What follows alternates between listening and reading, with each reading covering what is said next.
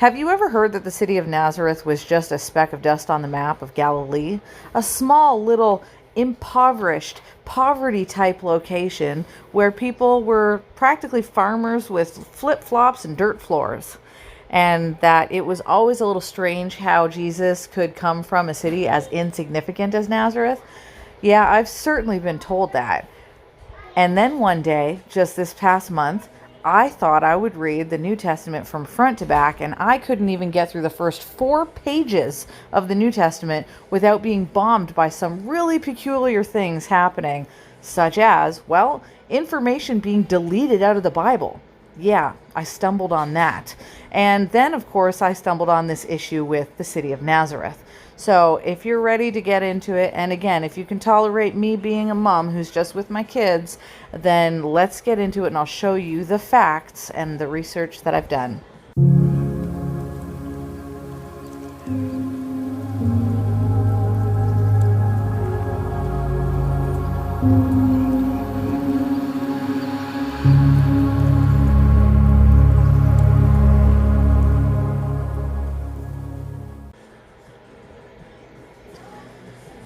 So the first thing that I'm going to do is I'm going to bring you to Scripture for All.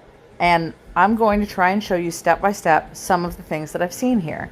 And just for the sake of knowing, by the way, if any of you guys ever want to see my original research, like me actively doing things that I research, I post those kind of things on my Patreon that I've just started. And actually, I'll be honest with you, nobody even knows that I have a Patreon. I've only just begun it, but I do a lot of research, so I might as well put it somewhere. So I thought I would put it there. If you don't know, Matthew, the Gospel of Matthew, that's the very first book in the New Testament. And within the first 2 chapters, like the first 4 pages of the book, my mind started to get very curious and very blown. And like I have told people many times before, if you've known me for a long time, you know that for years I used to do live streams of me reading the Gnostic Gospels on my Instagram. If you've known me since then you would know that I read things and kind of talk like I'm writing an essay. Like I'm the paragraph writer extraordinaire. So when I read other people's stuff, I tend to analyze it like an essay. I tend to look at it and say to myself, okay, where's the introductory sentence? Where's the concluding sentence? What's the body of the paragraph? Stuff like that. And when I was reading Matthew chapter 2, I started to catch on to a bit of a pattern, as if the author had a certain structured way of writing his story. Now, here's what I caught on to. The author of Matthew chapter 2 here ends up doing this thing that is like he's writing a subject in one verse and the immediate next verse is going to be a prophecy. And he does it over and over again. We'll start off with verse 15, for instance. So the story that we have here, let's actually look at verse 14 and 15. It says, when he arose, he took the young child and his mother by night and departed into Egypt. If you don't know what Matthew is talking about, it's the story of the birth of Jesus. It's the beginning, so that even if you haven't read the Bible, you probably know about this particular story. So when in verse 14 it says, when he arose, it's talking about Joseph. When Joseph arose, he took the young child Jesus and his mother Mary by night, and he departed into Egypt. This guy was like, we got to get out of here. We're going under the cover of nighttime. They practically snuck out of Egypt. That's the subject, right? Like I said, the author has a pattern, and the pattern is subject, prophecy, subject, prophecy. So there was the subject in verse 14, Joseph and when he ran away, and here's the prophecy that follows immediately after it. Verse 15 says, and he, Joseph, was there with the family until the death of Herod over there in Egypt, that it might be fulfilled which was spoken of by the Lord, by the prophet, saying, out of Egypt I have called my son. So again, we saw the subject right here, and one verse later, here's the prophecy, the out of Egypt prophecy as of spoken by the prophet. The same thing happens again. Matthew does the same thing. It gives a subject. Verse 16, it says, then Herod saw, when he saw that he was mocked of the wise men, he was exceedingly wroth. Basically, the wise men had duped Herod, and Herod was pissed about it. Herod wanted to go after baby Jesus. He wanted to kill baby Jesus. He didn't want no Messiah coming around. That's why Joseph was fleeing in the middle of the night. It's really kind of, it's really a climactic story when you think about it. It's not, just like, oh, he was walking in the park one day and he went over to the store. No, it's like this guy had to sneak away and a king was after him and he knew it. And these wise men knew it and they duped the king so that Joseph could get away to Egypt. So Herod gets pissed off. That's the subject of 16. And what does it say one verse later? Well, it gives the prophecy. And the prophecy says, then was fulfilled that which was spoken of by Jeremy the prophet, saying, in Ramah there was a voice heard, lamentation, weeping, and great mourning. So you see how there's this pattern happening here? It gives a situation, it gives a prophecy, then a situation, then a prophecy. It's happening over and over again. So of course, I picked up on it right away. Well, let's go all the way down to the bottom here for a second. And we will end up coming to the prophecy that really caught my attention and made me feel like something had been deleted out of the history of the Bible. Well, like I said, it's situation, prophecy, situation, prophecy. So what's the situation? Verse 22 said that he, Joseph, had heard that Archelaus did reign in Judea in the room of his father Herod after Herod had died. And Joseph, he was afraid to go thither into Israel. Being warned of God in a dream, instead of going into the depths of the middle of Israel, he decided to turn aside into parts of Galilee. So that's the subject. Joseph was like, shit, we can't go into the middle of Israel. Archelaus is reigning in Judea. What the heck are we going to do? Okay, let's bypass it and let's go over to Galilee. And then the next verse is the prophecy, and it says, and he came and dwelt in a city called Nazareth, that it might be fulfilled which was spoken by the prophets, he shall be called a Nazarene. Now, why this caught my attention is because I said to myself, damn, well, these prophets said that he is going to be called a Nazarene. What prophets were they? And I'll be darned if I just realized that in 2,000 years of biblical scholar and biblical research, nobody knows where this damn prophecy came from. But what makes it even weirder is that nobody knows who where this prophecy came from, and it wasn't just said by one prophet. This prophecy was so well known that it was quoted by multiple prophets, and we can't find any of them. That seemed a little bit suspicious. Now, here's what I kind of know about the Nazarenes and what led me to do a little bit of research. The one thing that I know is that everybody had always told me that Nazareth was actually like a little hamlet, like a little village, like nothing had ever come there. But that's when I noticed it doesn't say that Nazareth is a little inconsequential speck of dust on the map. It actually says that Nazareth was a city, not a town, not a village, a city. You know what they used to call Enoch City, right? A city. That thing was pretty darn big. And so it led to the understanding that perhaps Nazareth, or where these Nazarenes were, was a little bit different than what I even thought it was. That I started from that point, really, and I started to research, okay, what was a Nazarene? What was Nazareth, and where else could I find it in the Bible? And that's when I came across Acts of the Apostles chapter 24. Acts of the Apostles 24 is really fascinating. You know how climactic that story was a moment ago where we were looking at Joseph sneaking out in the middle of the night? This story about the Apostle Paul is equally as fascinating and pretty climactic. I'm going to read it out for you, and I'm going to kind of give it a little bit of a, how should I say, an entertaining touch, as if I myself am the narrator speaking of this, so that you can get the feel of how this story goes. So, chapter 24 is called The Apostle Paul's Trial Before Felix, and it says this. It says, 5 days later, the high priest Ananias went down to Caesarea with some of the elders and a lawyer named Tertullus, and they brought their charges against Paul before the governor. When Paul was called in, Tertullus presented his case before Governor Felix. And Tertullus, the lawyer, says this. Governor Felix, we have enjoyed a long period of peace under you, and your foresight has brought about reforms in this nation. Everywhere and in every way, most excellent Governor Felix, we acknowledge this with profound gratitude. But in order to not weary you further, Governor Felix, I would request that you be kind enough to just hear us briefly. He's really buttering up this Governor Felix, right? This lawyer, Tertullus. Now, after Tertullus, the lawyer, in front of the high priests, remember it says they're not just in like a secret meeting. He's in front of the high priests. He's in front of the elders. And he starts to say about Paul, he starts to say, we have found this man, Paul, to be a troublemaker, stirring up riots among the Jews all over the world.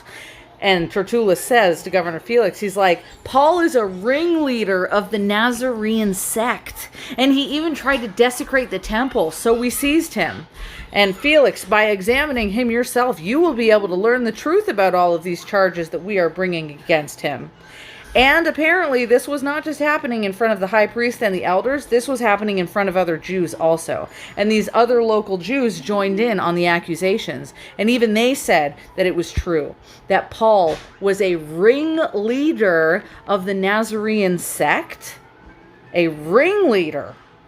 And what did these Nazarenes do? They rioted, okay? And they were known for desecrating the temple. These guys from Nazareth were seditionists, okay? They were going against the ones in power. And it wasn't just like one or two people who thought, oh, there's some Nazarenes over here. It wasn't one or two people who were like, who are these Nazarenes? We don't really know them. No, according to Acts of the Apostles, it was a high priest. The high priest knew exactly who the Nazarenes were and knew to call him a ringleader. The elders were there, and they knew that the Nazarenes were a part of a ringleader sect of rioters. The local Jews even knew this, and Governor Felix knew this. The lawyer Tertullus knew this. Everybody in a position of power was aware of who the Nazarenes were. Now take it back a step and remind yourself that for 2,000 years, we have been told that the city of Nazareth is an inconsequential speck of dust on the map. That it was just a nothing city. Ahem, I don't think so. I'm pretty sure the rebels came from that location. And honestly, if you think about it, if you think about what happens when the winners of war write the history books, they usually don't want you to know about the truth of the people who were oppositional to them, which is why I find it really interesting that the truth about these Nazarenes has been a little bit scrubbed out of the books here. The prophecies are missing. We don't know what prophets they were talking about, and yet, 2,000 years ago, everybody and their Aunt Sally knew who the Nazarenes were. But I found a little bit of information even further. I went and I looked into a book called The Secret Book of John, which is a book that was kept out of the Bible. And even they knew who the Nazarenes were. In fact, many people have wondered if perhaps it wasn't that the Essenes wrote a lot of these books that were kept out of the Bible, but that perhaps the Nazarenes wrote the books that were kept out of the Bible. Now, we'll get into that at a different section, but let me quickly show you the Secret Book of John for a second, because it's in the very first paragraph. So I went into the book here called the Gnostic Bible. And it's not a Bible. It's just what they titled the book that happens to hold all of the translations of a lot of the Nag Hammadi library, the books that were dug up and kept out of the Bible. And for instance, the one that I'm about to read to you right now, you can see in the footnotes, it says The Secret Book of John, translated here by Marvin Mayer, is based largely on the Coptic text of Nag Hammadi Codex II. All right, so just so you know.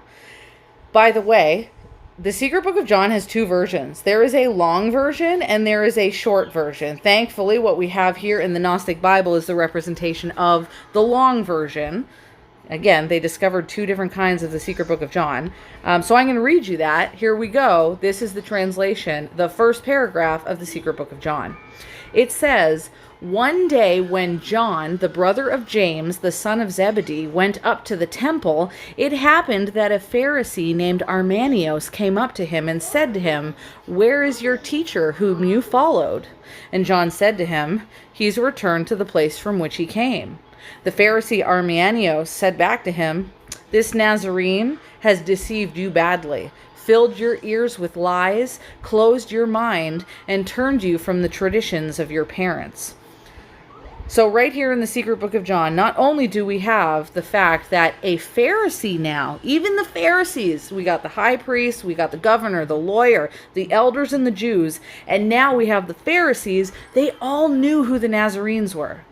The Pharisee was like, nah, man, this Nazarene who's teaching all of you guys, like John, the brother of James, and the Apostle Paul, these Nazarene situations, these people, they turn you from the traditions of your parents, okay?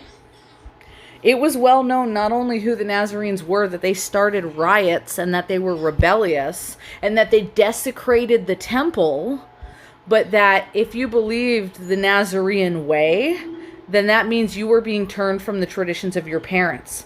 You know, the beliefs of the forefathers of Judaism, which is a pretty big no-no, according to Judaism, if I'm not mistaken.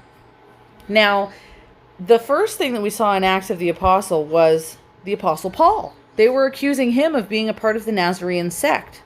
And here we have John. We've got John being accused, the son of Zebedee, of following the Nazarene way.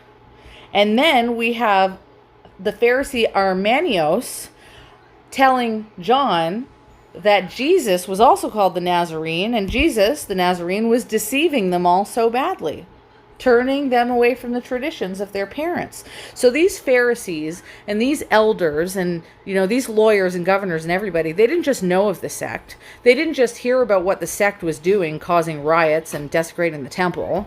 They knew how to point these people out. This Pharisee could look right at James and be like, bro, you're a Nazarene. And then they could look at Apostle Paul. They're like, yep, here's another Nazarene.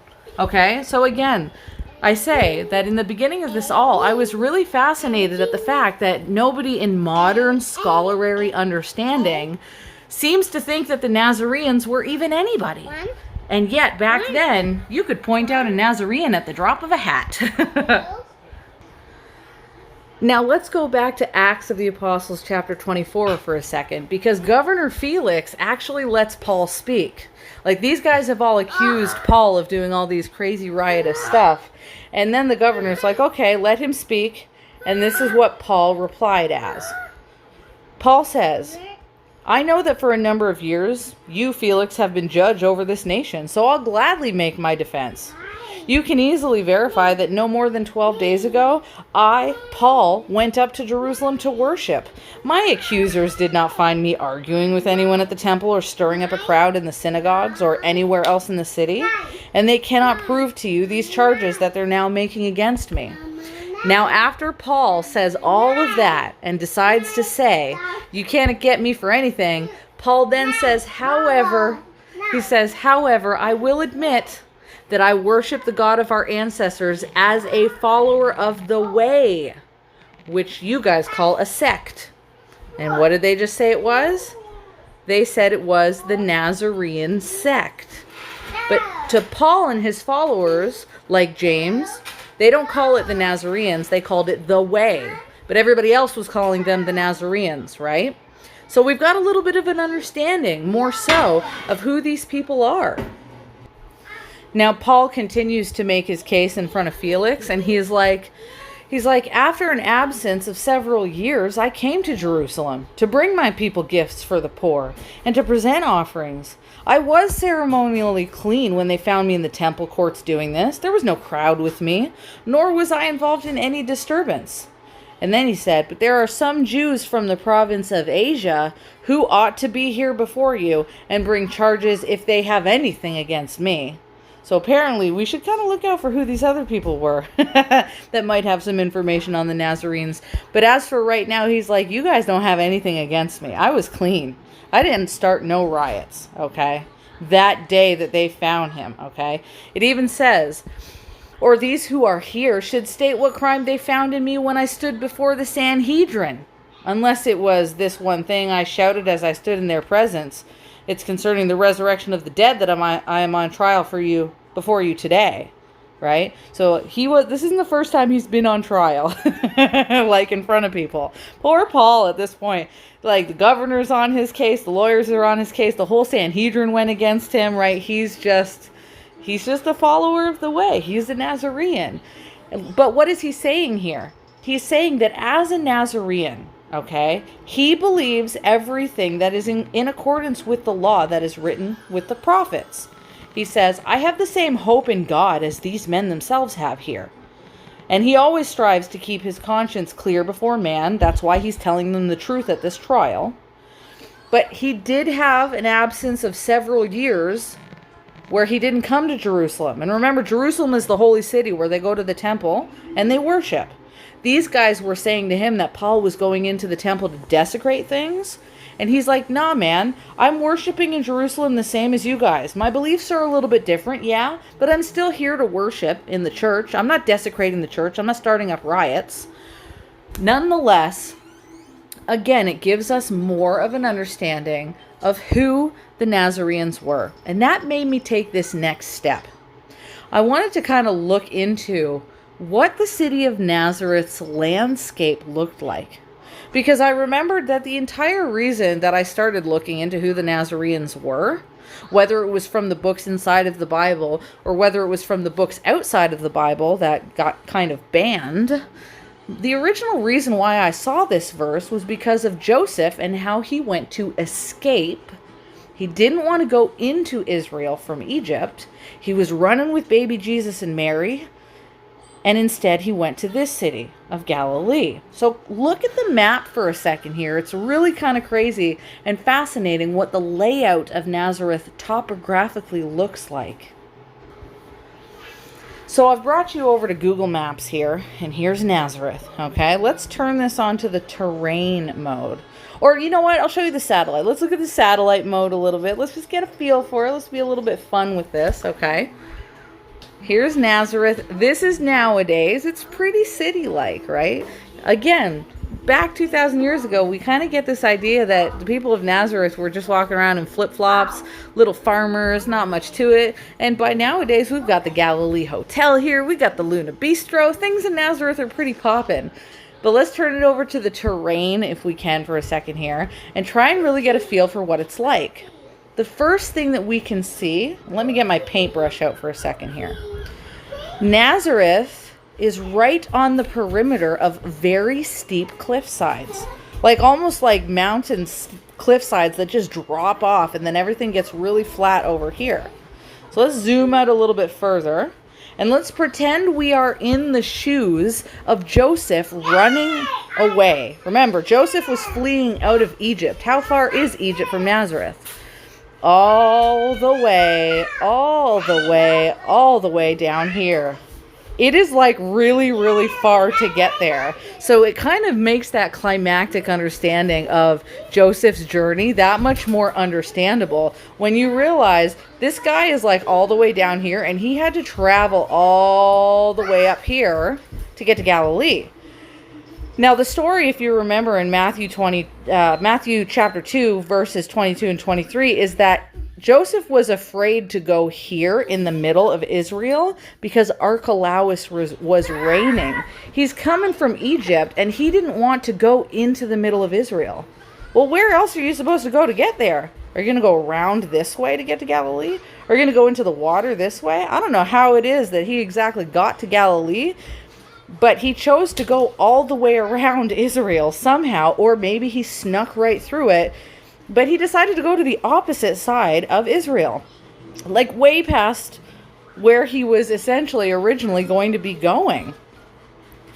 Why would a person who is choosing to run away, that was too afraid to go into the center of Israel, still find himself having to, for some reason, go through or past the center of it? Why was this section, or rather up here, where Nazareth was, up here, why was Nazareth so valuable to him that he was willing to still face the danger of going through and bypassing the very place that he was afraid of? That's because, as we can see, the area of Nazareth was more fortified than we thought. There is more than just it being a speck of a dust on the map of a little village. This place, as far as I can tell, was well known by everybody in a position of power, that safety could be found in the province of Galilee and in Nazareth. Okay, so hear me out here. I want you to kind of look at this for a second. Here's Nazareth. Look at what the topographic map looks like. The entire way through Jerusalem and through the middle of Israel is all mountains. All of it is mountains. And then the cliffs drop off, and then we have flat land, and then you have to go up a secondary cliff that we just saw earlier just to get to Nazareth. This is why it would have been difficult for Archelaus to go and find Joseph and Mary and the young baby Jesus, because he would have to do all this crazy traveling up and down mountains, up the cliff sides again, back through the cliff sides just to get to Nazareth. And if that's not enough, that we have two sets of mountains here, right here, and cliffside right there, if you zoom in closely to what's happening in Nazareth, it is actually inside of another indentation within these mountains. So you come up this cliff, and then you kind of got to go down back into this little hole here. I actually watched a video of a man doing a tour of Nazareth from inside of Nazareth, and you can see that the mountains line the entire circumference of Nazareth. Nazareth is like down in this like bowl. It's a valley, which means it's fortified because the mountains around it are providing an air of safety that makes it difficult to get into Nazareth. Have you ever heard of the stories of what happens when you're in battle? If you're at the bottom of a mountain and you see someone coming over the top of the hill, well, what happens? One of the groups of people at the bottom or the top of the hill are really easy to spot, because that's what happens when you're in a mountainous region. People from the top can see down at the bottom, and people from down at the bottom can see who's about to come over the top of a hill. It's like strategically in many different wars in history, mountainous areas have always been that thing that sometimes people kind of look for to help keep themselves safe. Maybe they will build a fortress on top of a mountain so they can see things, or maybe they'll surround themselves by a lot of water. Well, in this case, Nazareth was surrounded by a mountain range that it sits inside of a valley. Now, this is all fascinating. Like I said, this is the kind of research that I was like led to and going to try and figure it out. So when we say, was Nazareth just a speck of the map, a speck of dust on the map? Was it just lowly little villagers here? What villagers in their right mind, who don't give a crap about nothing but farming, would take all of this long, lengthy walk and go up and down the mountains and back up and down some more mountains and then up and down another valley where trade routes are obviously hard to get to because you have to keep going up and down mountains? Why would they plant their settlement right there? Regular people wouldn't. But who would plant their settlement there? Somebody who took the effort to try and get up and down all of those mountainous regions and picked a specific location that was fortified on purpose. And what do all the history books say was in Nazareth? A riotous, rebellious group of Jews. This is why Joseph chose Galilee, because it was rebel territory. Joseph didn't just wander into Galilee. He didn't just take a detour. This was the farthest location that he could have gone in Israel. This was a fortified, safe ground. And so when you really start to look at the story in depth, you start to uncover all of these things sitting right in Acts of the Apostle or sitting in the book of Matthew. You know, think about it from that perspective. He had a king coming after him. In order to get away from Archelaus, how hard do you have to hide? You're not just taking a detour and finding a city in the woods that you're hiding in. You are going strategically to the best damn place that you can go to. Now, remember, my entire thought about this is, what is the city of Nazareth? And is it just an insignificant farmville, a speck of dust on the map? Now, I'm doing this video in the year 2023, and guess what happened 3 years ago? Over the last few years, less than half a decade ago, new excavations were taken on the location of Nazareth. And those excavations led to the first edition publishing of the results of what they found archaeologically buried in Nazareth. Yay for the great revelation, everybody, because it's only until the year 2020 that we can actually see this kind of stuff. For 2,000 years, everybody and their Aunt Sally and the entire Franciscan priesthood and the early church fathers have told us that Nazareth was a speck of dust on the map. And the published book from these excavations is called Roman Period and Byzantine Nazareth and its Hinterland, and they describe with pictures and with excessive documentation what was discovered at Nazareth. What was discovered at Nazareth, and I will show you just a quick clip of this book because I'm not interested in breaching copyright, but I did purchase this book. So I'm not just scamming it off the internet. I literally just paid for this. But let me show you some of the things that they found. There was a survey and excavation that was done just adjacent to the Nazareth Hospital that was done between 1997 and 2002 by Stephen Fan, Ross Voss, and Mordecai Hyman. Say that Jewish name 32 times fast. For the University of the Holy Land and the IAA. This identified terracing in Nazareth with steps.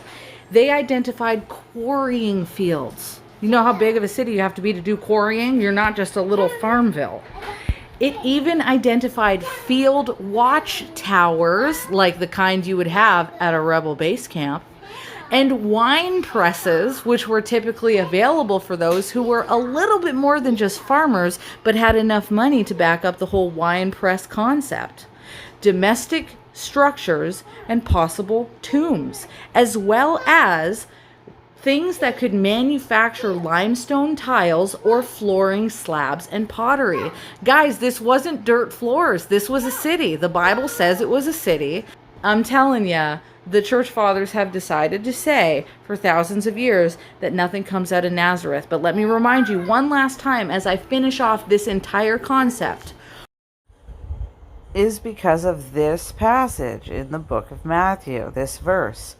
And he, Joseph, came and dwelt in a city called Nazareth, that it might be fulfilled which was spoken of by the prophets, he shall be called a Nazarene. What freaking prophets said this? That's the entire thing that led me to discovering and understanding the concept of Nazareth. Not only what prophets, because this verse is freaking missing in the Old Testament, it's completely unaccounted for, but also what prophets in their right mind would say that the coming Messiah was going to come from the area of Israel that was the rebels, the ones that went against the forefathers' teachings of Judaism. That is a massive issue. Really sink in and think about that concept.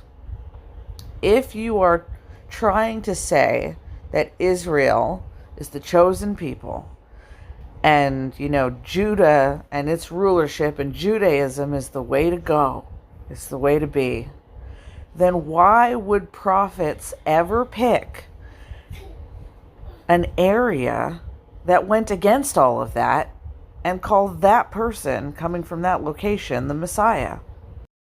Now, let me tell you why people in modern traditions believe that that passage is even there. Why do people think that 2 or more prophets decided to say that the coming Messiah would be a Nazarene? Well, here's the first reason. The first reason is that the word Nazarene is actually a translation that means Christian. And that the word Christian or Nazarene meant one who despised the law. And that is very true. In fact, on a repetitive note, the word Nazarene translates to some degree to the words despised and rejected. And so modern scholars have decided to say, when they are looking for the prophecy that they can't figure out, like just forums of people who are like, where's the prophecy? What prophecy? All of these people have to make up their own ideas of where this prophecy came from. And they start to believe, and scholars start to relay, that it must be that they chose this word Nazarene to reflect that Jesus would be despised and rejected. And that's the thing about a good lie. A good lie will always kind of hold little bits of the truth, and that's why people will often believe it. It does sound reasonable to say that Jesus was called a Nazarene because it was a slur that meant despised and rejected. And with the city of Nazareth, it does sound like it's a good possibility that the city of Nazareth was just an inconsequential speck of dust on the map that nothing ever really came from, because a good lie usually has little bits of the truth. And just like the word Nazarene was a slur, the city of Nazareth cannot be found in abundance almost anywhere, especially in the Old Testament. So it makes sense that it was an insignificant city. But just because something can sound like it might be true and make it a good lie with little bits of the truth does not mean it's actually true. What it does mean is that people from nowadays, just like me and you here, we are trying to figure it out and we are putting our own positions on it. That's why I say that it makes more sense, instead of just assuming that he was called a Nazarene because it was a slur, that we try to grab hold of the perspective of the people of that time frame who used to give us the actual definitions of what they believed Nazarenes were. Mom, I like your flower shirt. Thank you, honey. I like your little sleeping mask, honey. And the translations that we saw already, if I make a little check mark box here, let me scroll down to the bottom, give me some white. What did they, the people in power at that time, say that a Nazarene was? Why was a Nazarene despised and rejected? Why did the word Nazarene become a slur? Because before it became a slur that we might think of in modern days, these were people who rioted. That's what it says in Acts of the Apostles, chapter 24. These were seditionists. Okay? They were despised and rejected not because people just decided to say, hey, you guys smell funny. We're going to call you a slur. You know, oh, you guys live in a weird place. We're going to call you a slur. No, Nazarenes were despised and rejected because they caused riots and they caused upsurgence in the city for the local Jews. These were people who went against the traditions of their fathers and turned people against it. Okay. And if you were to read the rest of the secret book of John, these were people who were also anti-Yahweh. Have you ever read the secret book of John? Have you read the books of these people who purport to be Nazarenes? They don't even believe that Yahweh is the true God. So you better believe the Nazarenes were not liked amongst society, guys. They were the ultimate view of despised and rejected. These people, as we see in my other little checkmark box here, they were known for temple desecrations, right? And you mean to tell me that a prophet even dared to say that the coming Messiah was a Nazarene without clarification? Oh, I'm sure that they gave clarification, but the problem is that the clarification we can't entirely find because that particular passage has been scrubbed out of the Old Testament. That's cause for concern. If, for instance, this prophet or these multiple prophets wanted you to think that he was only called a Nazarene because he was despised and rejected, then he would have just used simple words like despised, comma, and rejected, comma, dirty people, or whatever the case was. He would have elaborated. And why do we know that he would have elaborated? Because as we can see in the book of Matthew, he knows how to write his sentence structures with a pattern. He goes situation, pattern, or prophecy, situation, and then prophecy, situation, prophecy. He's using specific formats of writing over and over again to relay a story. And because he knows how to do it well, That's why it's cause for concern that this is missing from the pattern. This is an author who knew how to write appropriately. These are prophets, multiple prophets who spoke a verse the way they wanted it to be spoken. And back in that day, everybody knew what it meant to be called a Nazarene. They didn't just think it meant a slur. They thought it meant people who are against worshiping what's going on. This is the coming Messiah was going to go against Judaism. That's a massively red flag of a prophecy. Now, 2,000 years later, we have dug up the texts that are claimed to be from the Nazarenes, and these guys were so against Judaism that they believed that Yahweh was of the devil. And what did Jesus say when he looked at the Jews? He said, "Your father is of the devil." That is a Gnostic Nazarene way if I ever saw it. Okay, honey, here you go. Yes, honey. All right, I'm going to let you guys go. I'm going to get some water for my son and connect the switch to the TV. I hope you guys enjoyed and could take something valuable from all of this. And I hope that these passages are one day found and discovered and dug up. That somewhere we will find these prophets, what their names were, and why they said he shall be called a Nazarene. If I could look at those sentences dead on, I would be happier than a fish or a pig in a pile of poo, man.